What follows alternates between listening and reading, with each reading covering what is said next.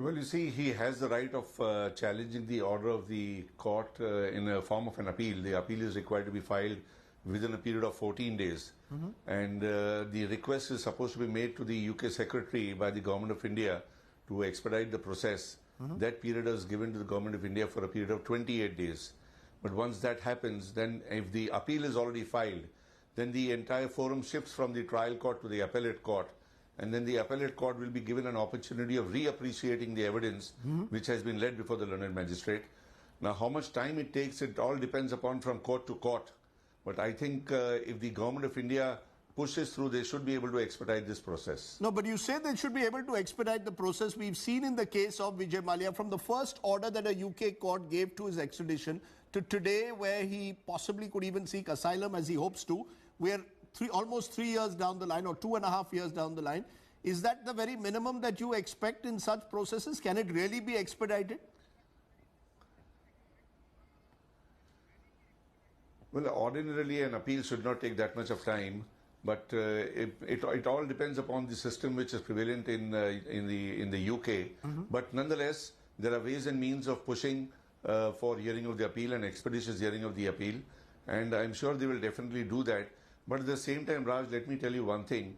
I've gone through the magistrates, I've gone through the order of the learned judge. He has at one particular point of time, at one particular stage in the judgment, very categorically said that the Government of India has presented a very poor case, very poorly presented case, a very poorly presented case, and he was finding it rather difficult to navigate through the evidence. So this is something which the Government of India would definitely have to improve upon after having had so much of experience of bringing in people from overseas and by exercising the right under the Extradition Act. So they have to not only improve themselves there, but they also have to ensure that the appeal comes up for hearing in time. Else this entire effort is going to go down the drain. So very quickly, why does that happen? Why you're giving us an import? You've gone through the order and you're saying that the order says it's a poorly presented case. Why is that? Why should that be in such high-profile cases? It's something which is very surprising, because Government of India was represented through councils. But while comparing the case of Nirav Modi's presentation as well as the presentation by the Government of India, the learned judge has mentioned that Nirav's case was presented far more in a superior fashion than the Government of India. They were very poorly presented case, and he was finding it difficult to navigate through the evidence. So that shows what sort of a handicap the learned judge had. But hats off to the learned judge. He has done a marvelous job. He has appreciated every single piece of evidence.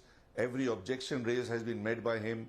The presentation of evidence by Government of India. The nature of evidence was superb. The 161 statements which were recorded here by CBI were presented. The statements recorded by Enforcement Directorate were presented. Our officers have filed affidavits with numerous number of documents. The nature of evidence was perfect. No grievance about the nature of evidence. But the manner in which it was presented appears to be questionable. That's the reason why the learned judge was feeling handicapped. And he has expressed his handicap in the body of the order, saying, I'm finding it difficult to navigate. Mr. Merchant, let's leave it at that. We'll wait and see, as I said, whether the Nirav Modi case is an extended, long drawn out battle, as has been the case with Vijay Mallya,